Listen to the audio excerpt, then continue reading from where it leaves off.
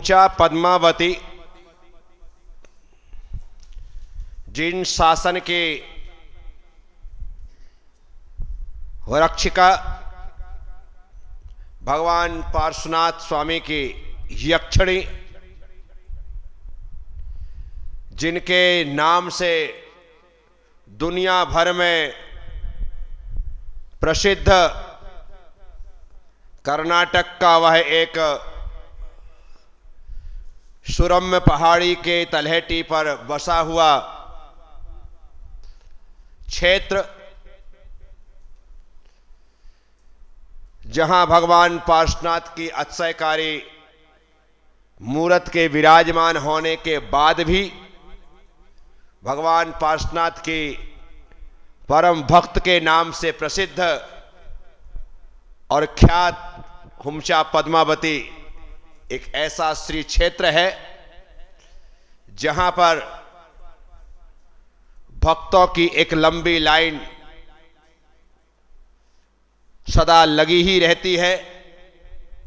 आप ऐसा कहें तो कोई अतिशयोक्ति नहीं होगी।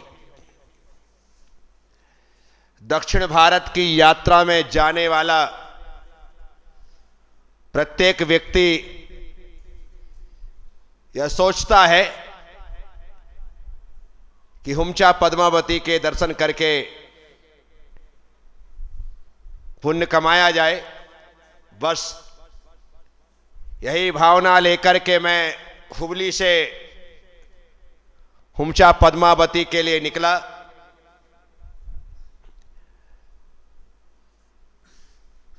कर्नाटक एक हरा भरा प्रदेश है और कर्नाटक के शिमोगा जिले का कहना ही क्या है। बड़े बड़े विशालतम नारियल के सुपारी के पेड़ों से पटा हुआ जिला है वह। सर्वत्र हरियाली है, पानी वहां पर अत्यधिक मात्रा में उपलब्ध है। यही वजह है कि वहां पर हरियाली भी है, खुशहाली भी है और हर किसान के चेहरे पर दिवाली भी है। बहुत ही प्रशस्त वातावरण है। मौसम अभी बिहार के अनुकूल है। हम जिस रास्ते से गुजरते हैं दोनों तरफ विशाल विशाल पेड़ है, तो सुबह विहार करो तो छाया है और शाम विहार करो तो छाया है। और कर्नाटक का मौसम वैसे भी ना गर्म होता है ना ज़्यादा ठंडा होता है, इसलिए हर प्रकार से वह अनुकूल होता है।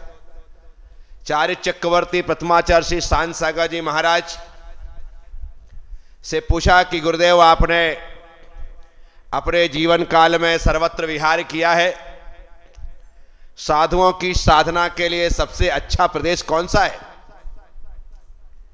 तो आचार्य शांत सागर जी महाराज ने कहा, यदि आप पूछ रहे हैं कि पूरे देश में सबसे अच्छा प्रदेश कौन सा है, तो मैं तो यही कहूंगा कि कर्नाटक। और कर्नाटक कहने का मतलब सिर्फ इसलिए क्योंकि वहां पर साधुओं की साधना बिना भौतिक संसाधन के इत्मीनान से हो जाती है। न गर्मी के दिनों में ठंडक की आवश्यकता होती है, न ठंड के दिनों में गर्मी की आवश्यकता होती है। ऐसी अनुकूलता है। वहां पर खान पान भी शुद्ध है। घर घर दूध है, घर घर दही है, घर घर छाछ है, घर घर घी है, घर घर खेती होने से सब्जियां हैं, अनाज है, सब कुछ शुद्धता के रूप में प्राप्त होता है। तो आचार्य महाराज कहते हैं इससे अच्छा कोई बात ही नहीं। और मैं भी अपने अनुभव से यही कहूंगा, क्योंकि कोरोना काल में मेरा वहां प्रवास रहा। शहरों से दूर एक छोटा सा गांव, लेकिन वहां पर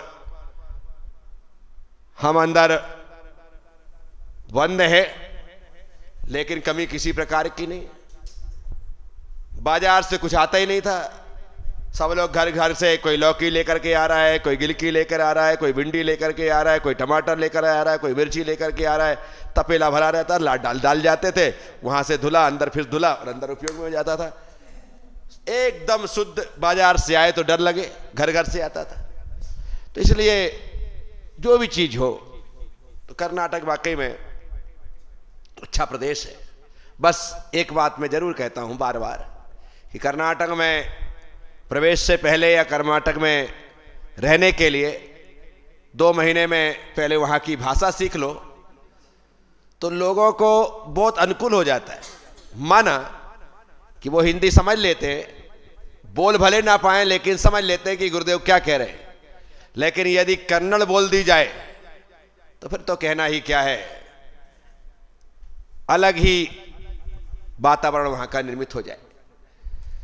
तो हुबली से हमारी यात्रा चल रही है। हम लोग अभी हुमचा जाने से पहले बरूर पहुंचेंगे, जहां पर आचार्य गुरुधर नंदी महाराज ने नवग्रह तीर्थ बनाया है। और मैं वहां पर पहुंचा। बहुत विशाल स्थान बनाया है, बड़ा स्थान बनाया है। शिक्षा के क्षेत्र में उनका विशेष रुझान है। स्कूल है, बड़े कॉलेज हैं, सब कुछ अंदर व्यवस्था है। और एक तरफा ध्यान होने की वजह से मंदिर आदि पर वो ज़्यादा ध्यान केंद्रित नहीं कर पाते। परंतु मैंने कहा था कि महाराज जी सब कुछ बढ़िया है, थोड़ा पर इससे विशालतम मंदिर बनाए, ये थोड़ी सी रख रखाव की आवश्यकता इनको है। तो बोले हमें पूरा मेरा जो ख्याल है कि मुझे क्या करना है, मैं इस पर ध्यान देता हूँ। तो वहाँ पर रहने के पश्चात महाराज जी वहाँ पर थे, बढ़िया उन्होंने स्वागत सत्कार किया, आहार सरिया साथ साथ हुई। दोपहर में बिहार से पहले उन्होंने अपने कॉलेज में मेरा प्रवचन रखा। पूरा दिखाने के बाद हम वहाँ पर पहुँचे, उनके सारे कॉलेज के बच्चे वहाँ बैठे थे। मैंने भी प्रवचन दिया। वो तो कन्नड़ भाषी है, उन्होंने कन्नड़ में दिया। जो मैंने सुनाया बच्चों ने सुना, उन्होंने समझा, महाराज ने सुना, उन्होंने समझा। जो उन्होंने सुनाया बच्चों ने सुना, उन्होंने समझा, पर मैंने कुछ भी नहीं समझा क्योंकि वो कन्नड़ में बोल रहे थे। परंतु बहुत अच्छा स्थान। फिर वहीं से अब हमें अंदर टर्न लेना था, थोड़ा आगे बढ़ करके हम आगे बढ़े। अंदर गए तो अंदर भी एक महाराज जी थे, नाम तो उतर गया दिमाग से, हमारे साथ वालों को याद हो तो हो सकता है। वो गोमटेश्वर भी आए थे, उनसे मिलना हुआ। बहुत अच्छा छोटा सा तीर्थ है। वहाँ पर जहाँ हम जाते थे वहाँ पर हर स्थान पे अभिषेक, पूजा पाठ, पंचामृत कर्नाटक में सब जगह होता है, तो करते हुए आगे बढ़ते थे। ऐसे चलते चलते चलते चलते हम हुमचा पहुंचे। हुमचा तो हुमचा, वहां पर भट्टारक महास्वामी देवेंद्र कीर्ति जी, उन्होंने स्वागत किया, अगवानी की। वहां पर हाथी है, हाथी लेने आता है। हाथी तो कई स्थान पर है, कोतली में भी हाथी है, नांदनी में भी हाथी है, यहाँ पे हाथी है। तो हाथी स्वागत के लिए आते हैं और वो सब सीखा हुआ हाथी होता है। वो उसका आना, या करके ढोक लगाना, प्रणाम करना, सब कुछ करता है। हाँ, सब कुछ करता है। कलश लेकर के, जल लेकर के जाता है। हुमचा का हाथी तो जल लेकर के भी जाता है, भगवान का जल वही लेके आता है थाला। तो हाथी के साथ, स्वागत के साथ, छतरियों के साथ। और कर्नाटक की विशेषता है कि जब भी वो स्वागत के लिए पंडित आते तो थाली में फल होंगे, पुष्प होंगे, लेकिन एक थाली में 2 कलश होते। क्या होते? कलश जब भी होते, एक कलश कभी मंगल नहीं होता, 2 कलश मंगल होते। क्या होते? ऐसा वहाँ की मान्यता है, ऐसे वहाँ की मान्यता है। अपने यहाँ तो 1 कलश चलता है, वहाँ पर 2 कलश की मान्यता है। बाद में मैंने चिंतन किया, मैंने विचार किया कि 2 कलश ही होना चाहिए थाली में, क्योंकि माता जब 16 सपने देखती है तो 16 सपने में 2 कलश ही देखती है, सिंगल कलश नहीं देखती। और 2 कलश एक ऊपर एक नहीं देखती, 2 कलश आसपास रखे हुए देखती। आप कहो कि एक ऊपर एक रख दो तो वो डबल कलश, ऐसा नहीं, फिर वो 3 कलश चाहिए। तो ऐसे 2 कलश साथ में रखे होते हैं, उसमें श्रीफल लगा होता है, मालाएं टंगी होती है, स्वस्तिक बना होता है, सुंदर से सुंदर उसको सजा कर लेकर आते हैं।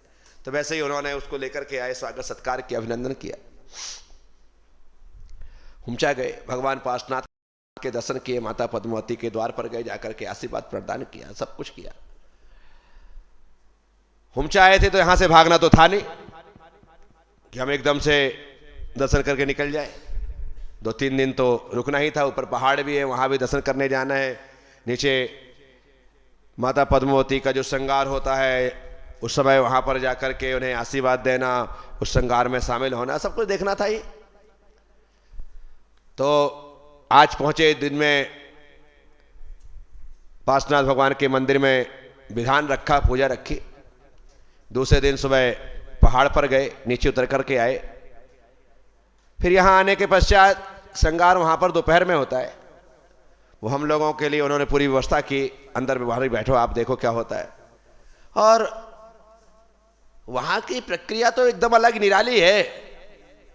और पंडित लोग जिस प्रकार से मंत्रों का उच्चारण करते हैं, जिस प्रकार से बोलते हैं, उस मंत्र को सुनने का आनंद ही कुछ अलग होता है। एक स्वर, एक लय, एक ताल में बराबर तरीके से मंत्रों का पाठ करते हैं, पूजा करते हैं, द्रव्य सामग्री समर्पित करते हैं, वो अद्भुत होता है। तकरीबन घंटे भर तो दरवाजा बंद करके ही श्रृंगार चलता रहता है। उसके बाद जब परिपूर्ण श्रृंगार हो जाता है, उसके बाद पट खुलते हैं और सब लोग फिर दर्शन का लाभ लेते हैं। हुमचा में और ज्वाला मालिनी में दोनों स्थान पर ऐसा है कि आप हाथ जोड़ करके खड़े हो, वो बताते पंडित लोग बताते हैं कि खड़े हो, आपकी कोई इच्छा होती है, जैसे कोई इच्छा होती है तो एक फूल यदि पूरी होना होगी तो फूल गिर जाता है, हाँ फूल नीचे गिर जाता है, ऐसा वहां पर चलता है। अब ये क्या प्रक्रिया है, किस प्रकार की है, तो वहां पर तो सबने देखा है कि लोग खड़े होते, जिनकी इच्छा पूरी होनी होती, फूल गिरता है, पंडित उठा करके उनके हाथ में दे देता है कि माता ने आशीर्वाद दिया है। जिनका नहीं गिरता वो हाथ जोड़ा खड़ा, फिर दूसरे अर्जी लगाता है। तो ऐसी ये प्रक्रिया चलती है। तो एक अद्भुत है, बहुत अच्छा लगता है। और वहीं पर मैंने पहली बार देखा था ये तुलादान की प्रक्रिया वहीं पर देखी थी। वहां पर सामने ही बना हुआ एक स्थान, वहां पर लोग आते हैं, अपने शरीर के वजन के हिसाब से दान करते हैं।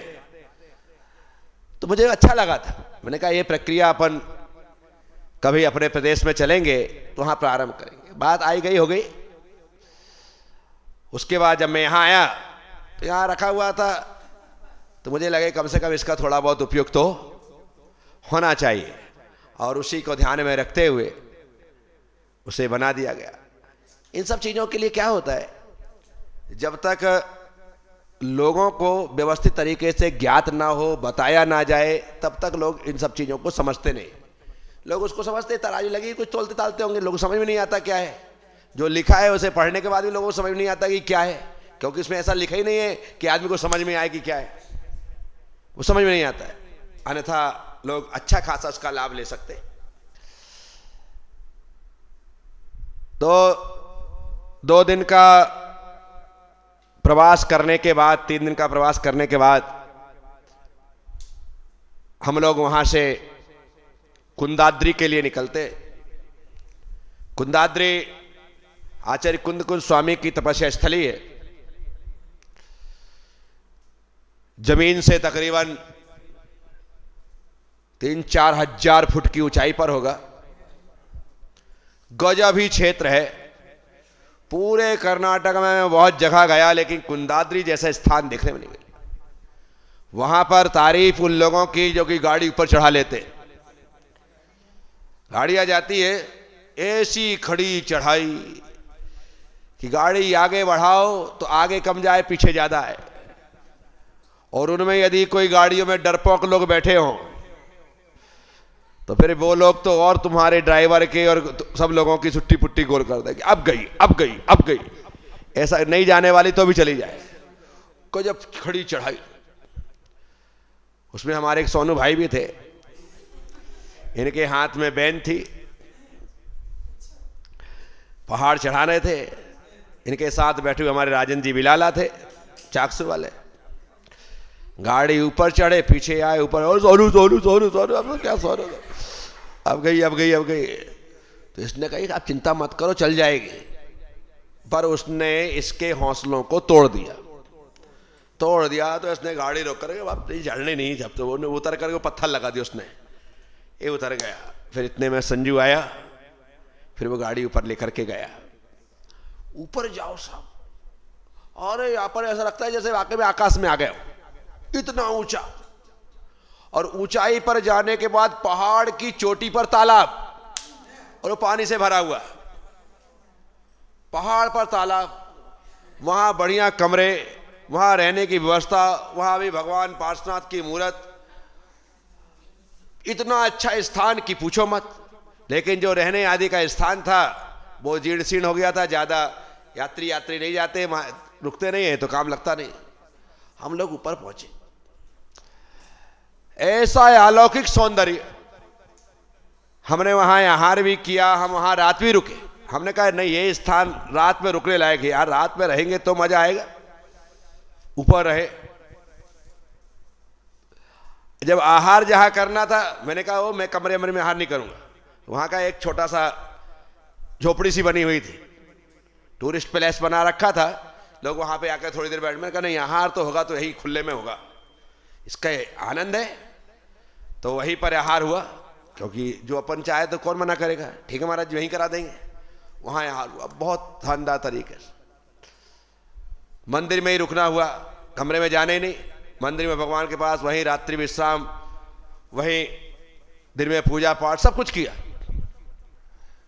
रात में हवा चले, ऐसी साई आवाज आए, आवाज सुन के डर लगी। रात में यदि किसी को बाहर जाना हो लघु शंका आदि के लिए तो कोई कहे छोड़ो यार, जाने नहीं। क्यों? ऐसे स्थान पर है, जंगल वाला स्थान है, कोई शेर ना सही, छोटे मोटे कोई जानवर ही घूम रहे हो तो डर जाए। वहां पर हम लोगों का प्रवास रहा। सुबह उठ करके जो वहां से सनराइज दिखाई देता है, सूर्योदय, वो देखने लायक। हमने सुबह बिहार ही लेट किया उस चक्कर में, ये थोड़ा अच्छे से इसको देख लिया जाए। पूरा देख दाख करके वहां से हम लोग निकले, और हमारा जाना अब ज्वालामालिनी था। ज्वालामालिनी भी एक प्राचीन स्थान है। कहते हैं आचार्य समंतभट्ट स्वामी ने वहां पर कठिन साधना की, जैसे कुंदाद्री में आचार्य कुंद ने तपस्या की। कहावत तो बहुत सारी है कि विदेश क्षेत्र से आए थे तो सीधे वहां से आकर के कुंदाद्री में ही रुके थे, यहां पर आकर उन्होंने तपस्या की थी, यहीं से वो आकाश मार्ग से चले जाते थे। बहुत सारी बातें वहां पर प्रचलन में है, प्रचलित है। अब क्या था क्या नहीं था वो तो आचार्य भगवान कुंद ही जाने, अपने को जो बताया गया। पर स्थान वाकई में लगता है कि कभी कोई जंगल में रहने वाले साधु संत वहां पर आते रहे होंगे और तपस्या साधना करते रहेंगे। तो साधना के लिए, एकांत साधना के लिए, उससे अनुकूल कोई स्थान नहीं हो सकता, उससे शुद्ध स्थान, पवित्र स्थान कोई नहीं हो सकता। तो वहां से हम लोग ज्वालामालिनी निकले। ज्वालामालिनी एनारपुरम है ना, एनारपुरम, हाँ, नरसिंहराजपुरम, तो उस नाम से प्रसिद्ध स्थान है। मंदिर की वजह से ज्वालामालिनी अपन कहते हैं, लेकिन एनारपुरम के नाम से ही जाना जाता है। एक अच्छा खासा शहर जैसी बसावट उसकी। वहां पर ईसाई मिशनरियां बहुत ज्यादा है, ईसाई लोग बहुत ज्यादा है। वहां चर्च आदि बड़े बड़े चर्च बने हुए एनारपुरम में। जब हम वहां पर पहुंचे तो लगा यार कि ये तो क्षेत्र लग ही नहीं रहा है, सजीव नहीं लगता है। लेकिन इतनी लंबी चौड़ी जमीन बुजुर्गों के द्वारा समाज के पास, कई 100-200 का ज्यादा ही 200-500 बीघा जमीन होगी मंदिर के पास। और वहां के स्वामी जी लक्ष्मी सेन जी, उन्होंने भी पूरी तरह से स्वागत किया, सत्कार किया। भट्टारक परंपरा जो है वो मुनि भक्त तो होते ही होते, साधुओं के प्रति समर्पित होते हैं, कहीं भी एक भी कदम पीछे नहीं रहते। और वो तो नए नए स्वामी बने थे और नई नई जिम्मेदारियां उनके हाथ में थी। बड़े स्वामी जी का विश्वास भी अच्छा था, जैसे देवेंद्र कीर्ति जी को बड़े स्वामी जी बहुत मानते थे, तो लक्ष्मी सेन जी को भी स्वामी जी का पूरा आशीर्वाद प्राप्त था। नांदेड़ वाले का नाम क्या है? जिनसेन ना, हाँ। तो उनका बहुत अच्छा प्रभाव रहा। वहां पर पहुंचे, ज्वाला मालिनी पहली बार आए थे हम, जब ब्रह्मचारी अवस्था में यात्रा की थी तब ज्वाला मालिनी जाना नहीं हुआ था। हुमचा आदि गए थे, लेकिन ज्वाला मालिनी इस बार पहली बार आए। ये भी शानदार स्थान, बहुत विस्तृत स्थान, बहुत अच्छा स्थान। यहाँ के मंदिर सब कुछ नीचे नीचे, यहाँ कोई पहाड़ी नहीं। हुमचा मतलब ऊपर पहाड़ भी है, ऊपर भगवान भी विराजमान है, लेकिन यहाँ पर पहाड़ी नीचे नीचे सब कुछ है। और कहा जाता है कि यहाँ पर पहले आचार्य समंतभद्र स्वामी के द्वारा बड़ी महती कृपा हुई और माता ज्वाला मालिनी की आराधना आदि सब कुछ चलती रही। तो वो स्थान था, वहां पर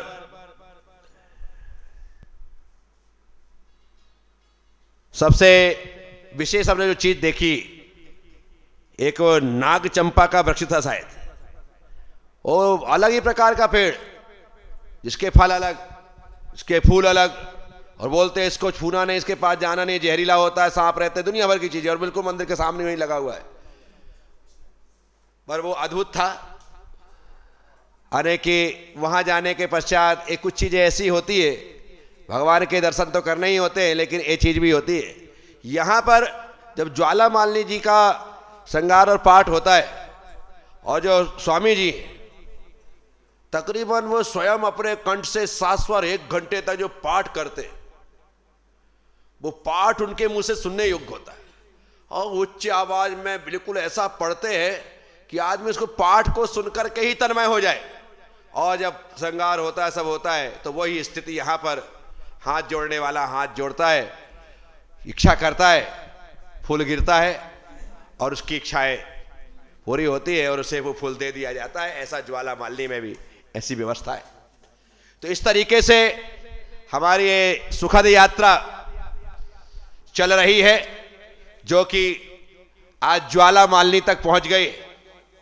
अब यहां से हमें आगे बढ़ते हुए धर्मस्थल बरांग जी, बरूड़, कारकल, मूड़बद्री आदि सब स्थानों की यात्रा करनी, और यात्रा करते हुए हासन पहुंचना है, क्योंकि हासन से ही हमें निर्णय करना है कि यहां से सीधे सबड़बेलगोला जाएं या हासन से सीधे मैसूर होकर के कनकगिरी निकल जाएं। ऐसा विचार करना है कि हमारे पास समय है। अभिषेक 17 फरवरी से है, जल्दी क्या है, टाइम बहुत है, ऐसा विचार करके हम चल रहे हैं। तो अभी यात्रा ज्वाला मालिनी में है। अब ज्वाला मालिनी से यात्रा आगे बढ़ेगी, उसकी चर्चा हम कल करेंगे। ओम नमः। सबसे क्षमा, सबको क्षमा। जय गुरुदेव, जय महावीर।